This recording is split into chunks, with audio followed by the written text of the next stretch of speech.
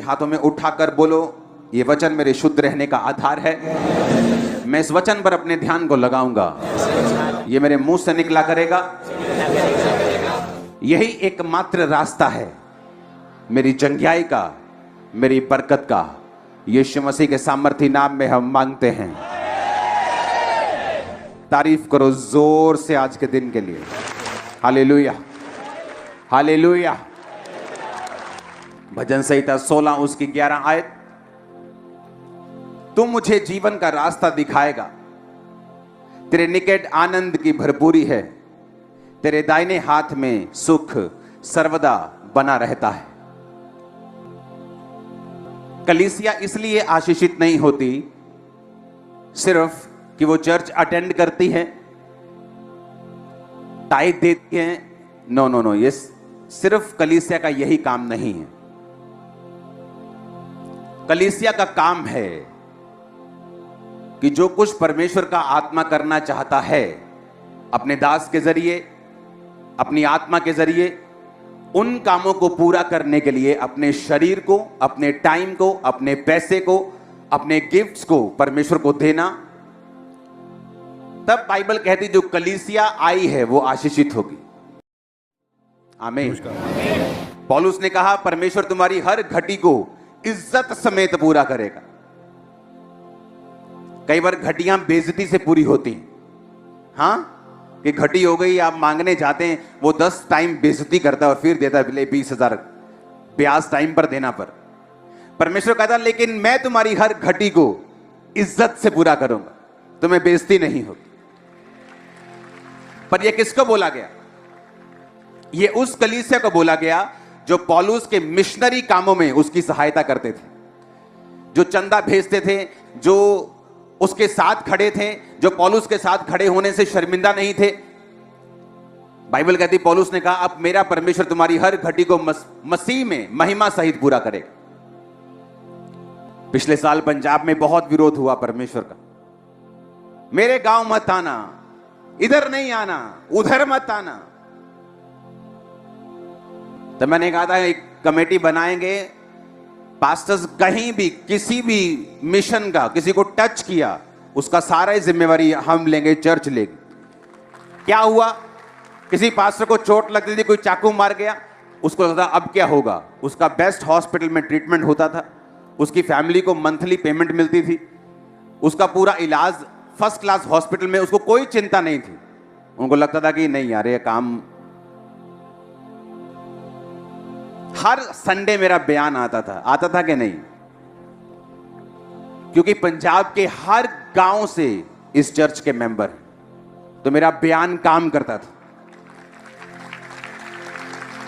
अब लोग बोलते हैं मणिपुर के लिए बयान क्यों नहीं देते? वहां मेरा कोई मेंबरशिप नहीं है, कांटेक्ट नहीं है। मेरा बयान उनका नुकसान करेगा, फायदा नहीं करेगा। लेकिन क्या मैं काम कर रहा हूं? खुदावन छक्के छुड़ा देगा। टाइम की वेट करना, अपनी जस्ट वेट करना। हर काम को बोल के किया जाए जरूरी नहीं। यीशु ने हमें सांपों की तरह बुद्धिमान रहने के लिए बोला। तो डोंट वरी, अगर मैं किसी चीज का नाम नहीं ले रहा हूं तो मैं उसके लिए काम नहीं कर रहा हूं, ये भूल जाओ। ये जिंदगी खुदा के लिए और उसके लोगों के लिए, और कुछ नहीं कर रहा हूं मैं। मेरा कोई पर्सनल एजेंडा नहीं है, मेरा कोई पर्सनल बिजनेस नहीं है। मैं चाहूं तो लाखों करोड़ों मिलियंस ऑफ डॉलर्स कमा सकता हूं देश के बाहर जाके। मैं आपके बीच में रहता हूं, रोज सुबह 1, रोज शाम 8, रोज सुबह 1, रोज शाम 8। आपने मुझे फंसा लिया है, आप मुझे जाने नहीं देते कहीं पे। अगर मैं नाम नहीं ले रहा हूं तो उसका मकसद है, क्योंकि जहां मेरा नाम लेने से फायदा होगा मैं लूंगा, जहां उनका नुकसान होगा मैं नहीं लूंगा। लेकिन काम कर रहा है खुदावन, मैं आपको बता रहा हूं। सुनो, जिस जगह पे आप हिस्ट्री देख लो, पड़ोसी देशों की देख लो, दूर देशों की देख लो, जिस देश में परमेश्वर के नाम का विरोध पब्लिकली हुआ है, उन्होंने मार भी पब्लिकली खाई है। भूचालों से, प्राकृतिक आपदाओं से, सूखे से, बाढ़ से चेक कर लो। जाओ चेक कर लो, जाओ हिस्ट्री चेक कर लो। परमेश्वर तुमको कहता है माफ कर दो, इसका मतलब ये नहीं वो भूल गया है। जीसस ने कहा पिता इन्हें माफ कर, ये नहीं जानते क्या हो रहा है, ये क्या कर रहे हैं। इसका मतलब ये नहीं परमेश्वर ने माफ कर दिया। कुछ ही सालों के बाद रोमी आए, यरूशलेम के सारे आराधनालय को उठाकर, वो लोग जो अपने आराधनालय पे घमंड करते थे उनको बंदी बनाकर उनके 3600 लोगों को मारकर घड़ीस कर वहां से लेके गए थे। परमेश्वर ने कहा था पिता इन्हें माफ कर, उसने तो माफ कर दिया, लेकिन वो कहता जब तू माफ करता ना, तू अंगारों का ढेर लगाता है अपने माफ करने वाले के सिर पे। तो लोग तो विरोध करके भूल जाते हैं, लेकिन जब परमेश्वर जवाब देता है ना, तो तौबा तौबा कानों में हाथ लगते हैं कि नहीं। फिर वो हटता भी नहीं, जल्दी हटता भी नहीं, वो पूरा हिसाब किताब चुकता करके वो हटेगा। और साथ में हमको भी लगाया हुआ है, हाँ, कि सब जगह मेरा बैंक बैलेंस पहली बार इतने महीनों में हुआ कि बिल्कुल जीरो पे आने पे लगा। इतनी चैरिटी हो रही है, क्योंकि मैं रोक नहीं सकता उन लोगों के लिए। मेरे दिल में होता है कि, और मेरी आदत है कि मैं सिर्फ फोटोज के लिए चैरिटी नहीं करता हूं कि फोटो देनी है, चल भी 10 ब्रश तू ले जा, 10 पेस्ट तू ले जा। हाँ, वो मैं कर नहीं सकता हूं। अगर चैरिटी किसी के घर में जाएगी तो महीने का राशन, बोतलें, दूध, डायपर सब कुछ जाएगा। तो ऐसा नहीं जाएगा कि हाँ 2 सेकंड के लिए गए, फोटो ली इंटरनेट पे डालने के लिए। वो मेरे से होता नहीं। आप जितना इंटरनेट पे देखते हो वो सिर्फ 1% है जो चैरिटी हम करते हैं। जीसस ने कहा तेरा दाहिना हाथ करे बाहिना ना जाने, बाहिना करे दाहिना ना जाने। जो कुछ भी इंटरनेट पे पढ़ता है वो इसलिए कि मेरे spiritual sons 1500 pastors and spiritual sons वो फॉलो कर सके सेम, उन्हें मालूम हो मिनिस्ट्री क्या कर रही है, वो भी फॉलो कर सके। That's it. हालेलुया। तो ये भूल जाओ कि परमेश्वर भूल गया है। उसने तुमको बोला है माफ करने के लिए, वो खुद हिसाब किताब पूरा चुकता कर रहा है। हालेलुया। और ऐसा ही है परमेश्वर। इसलिए बाइबल कहती है परमेश्वर के हाथों में पड़ना भयंकर बात है। जब मेरे घर में क्रिश्चियन सिस्टर्स आई थी प्रार्थना करने के लिए मेरे दादा पे, तो मैं उनको बोलता था कि अगर दोबारा मेरे घर में आए ना, हिंदू घर है हमारा, तो पीटेंगे तुमको, क्योंकि तुम ऐसे हो, तुम वैसे हो, तुम हमारे खिलाफ बोलते हो। विरोध करके अपनी फैमिली को मैं ले गया वापिस, चर्च नहीं जाने दिया। अपने घर के मॉडल टाउन मार्केट के अंदर बहुत बड़ा मेरा घर था, 25 मरले से भी ज्यादा। तो वहां मैंने अपने घर की द्योड़ी के ऊपर मंत्र लगा दिए थे कि सारा दिन इनको सुनना है, खबरदार जो चर्च गए तो। आप जानते नहीं मैं कहां से आया हूं, लेकिन जब पागलपन के दौरे पड़े, जब बीमार हुआ, जब डॉक्टर्स ने, जब वैद्यों ने, जगहों ने जब हाथ खड़े कर दिए, पागलों की तरह मैं जाता था उनकी जगहों के ऊपर।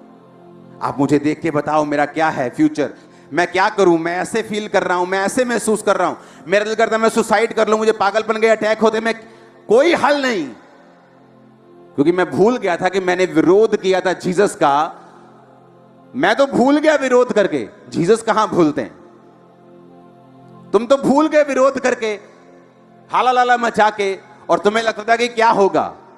लेकिन जब वो फिर चिट्ठियां खोलता है, खाते खोलता है बराबर करने के लिए, फिर वो ऐसा बराबर करता है।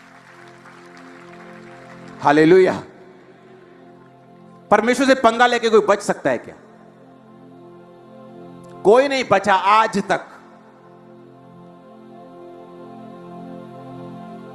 कोई उस पर केस नहीं कर सकता कि तू भूचाल क्यों दे रहा है, तूने बारिश ज्यादा क्यों कर दी। कोई केस कर सकता है क्या? कोई है कोई ऐसी कोर्ट जहां पे परमेश्वर के खिलाफ केस किया जा सके? इसलिए बाइबल कहती है डरते रहो और कांपते रहो और अपने उद्धार का काम करते रहो।